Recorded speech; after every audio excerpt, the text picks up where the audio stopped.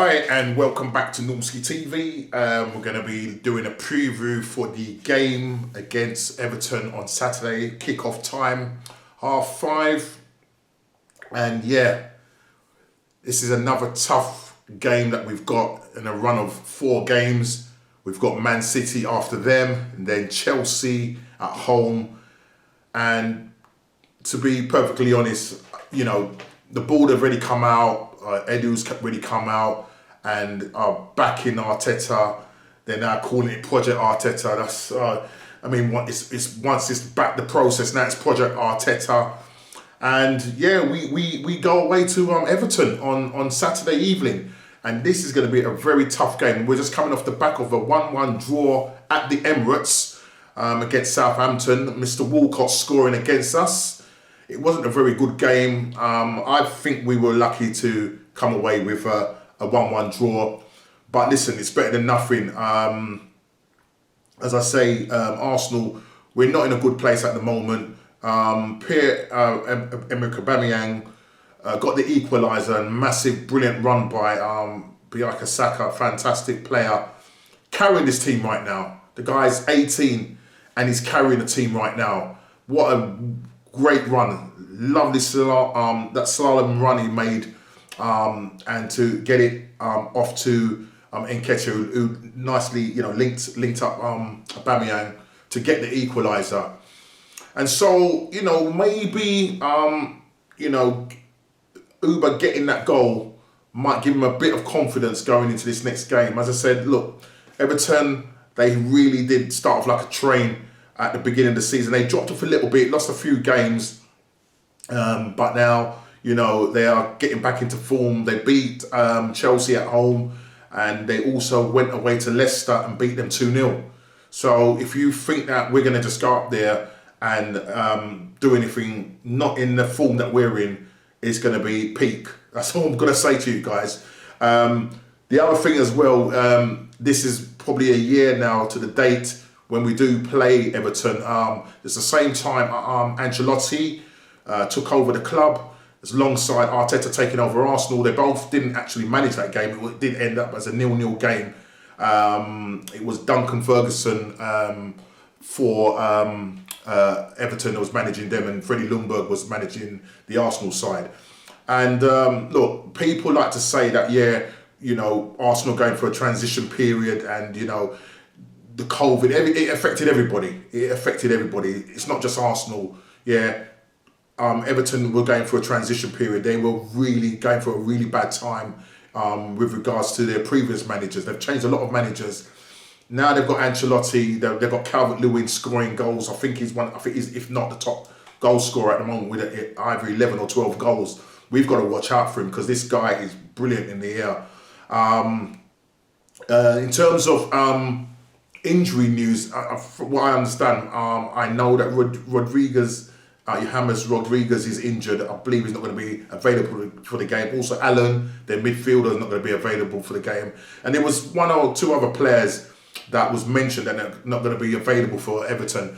But listen, that doesn't mean to say, it might soften the blow a little bit. But with our players not being informed, we've only got, I think, 2 or 3 injuries. I know Martinelli's still coming back. I know he's going to be playing a game under 23s this evening. So we'll see how he features in that. But the Arteta came out and said that, he's really progressing well. Lots of enthusiasm around. He's sending an energy around the training ground, and we need him back in the side. Not to say that we want him to be carrying the side, but what he will bring back to this team is a bit of energy. A bit of work rate, a bit of pressing. That's what I liked. It's unfortunate that he went out with that knee injury, I believe it was. But he's now back playing under 23s, training with the first team. So hopefully we'll be seeing him in the not too distant future. Now, as I said, with this game, it's going to be a tough game. We have to try and get something from here. My score prediction, again, what I said against Southampton, with the form that we're in, my only hope is that we come away with a draw. Because I really don't think we're gonna win at Everton, Goodison Park. I don't think we're gonna do it. You've got Richarlison, who's playing really well. You know, they got some good midfielders there, good attacking players, and yeah, it's going to be a difficult game, and I am going to sort of go through the team that I would like to see starting on Saturday evening, albeit we know that Arteta again is going to go with probably his trusted 11. I'm hoping that he'd be brave to leave out the likes of Bellerin, you know, who will be coming back from his suspension because he obviously got a yellow card, 5 yellow cards, so he had a 1 game ban. Now for me, Ainsley Maitland-Niles needs to keep his place. He was asked in the press conference, you know, is he likely to keep Ainsley in that right back position, and he just wouldn't commit. I'm just hoping that he's going to be brave to leave Bellerin on the bench, because between him and Holding, that right hand side is just very weak. And when you're going to be up against Richarlison, oh mate, listen, he's going to have him for tea. So, you know, I'm hoping that, you know, he will be brave enough to, you know, keep the likes of him, Pepe on that right hand side. I don't want to see Willian coming on. Don't want to see that. You know what I mean? We need to keep that side really strong. And as I said, we're probably going to have to go with a defensive lineup. You know, it just seems as if that's the way we are playing right now, whether we're at home or away. It looks like he will probably set up in a 3-4-3 formation with the 3 centre backs and then your 2 wing backs. So in terms of who I would like to play, and I would say that Holding again for me is not the one. He's just not the one.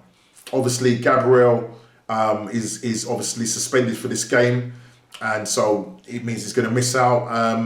So it's looking like David Luiz is going to have to come in the back.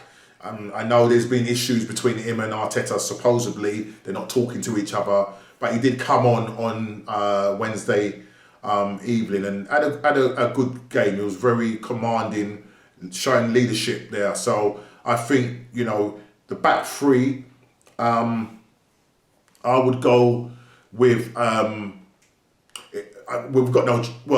say we've got no choice. I would go with Pablo Mari, David Luiz, because Pablo Mari is quite good in the air. He's quite tall. I just don't know why we don't start him. I know he started in the Europa stuff. But get him in this game on Saturday. So I'll go with Pablo Mari, David Luiz as a centre, and Mustafi. Yeah. So those 3 there, and then your wing backs, Kieran Tierney.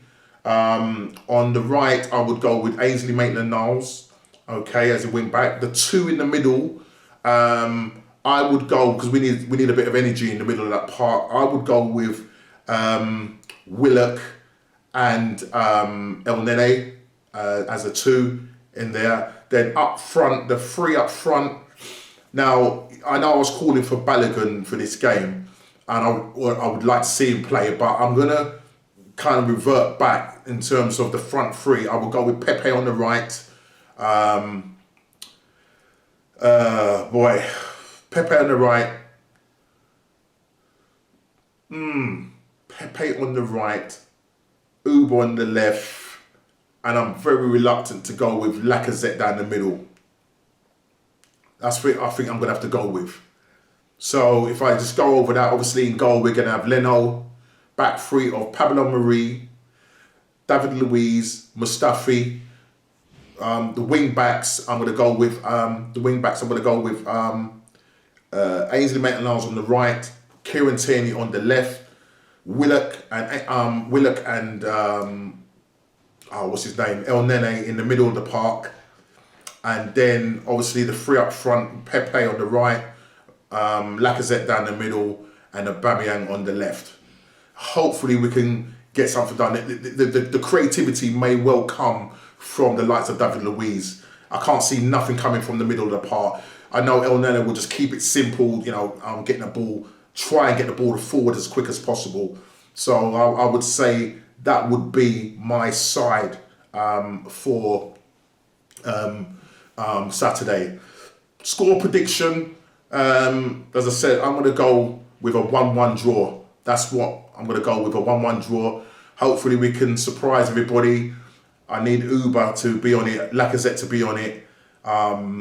It's a massive game. We can't afford to lose another game. We're already languishing 9 points behind Everton as it stands. And if they go on a win, they're going to be 12 points in front of us. So we've got to sort this out and sort this out quick time. I'm hoping that Arteta will be brave in picking the side and not go with his favourites. Yeah, but we all know. And come Saturday evening, I don't want to be screwing up my face with seeing the likes of Bellerin on the right hand side. I don't want to see him. I don't want to see him there. But look, it is what it is. As I say, Everton are going into this game in good form. They've won their last 2 games. We've lost one. Well, lost one that was at Burnley at home, and then we drew with Southampton at home. So it's peak right now. It's absolutely peak right now. It's absolutely peak right now. So hopefully we will have some bravery out there from our guys. Play for this. Yeah, play for the badge. Yeah, you got to play for that. Yeah, you got to play for that. This is what you got to be playing for now. This is no joke time now. You know, and then after that, you know, we've got a game on, I think it's either Tuesday against Man City at home, Carabao Cup quarterfinals, and then followed by that Chelsea at home. So we've got some tough games coming up. So hopefully we can do something. So as I said, we're going with a 1-1 draw. That's what I'm going to go with. Hopefully I'll be surprised by that. Come on Arsenal. Let's do this. Come on Aubameyang. Let's get a few more goals under your belt. It's about time now you start to click. Yeah, we're 14 games in now, and mate, what can I say? What can I say? Listen, please like, subscribe, and share, and I will see you hopefully with a good review and the match ratings. Take care.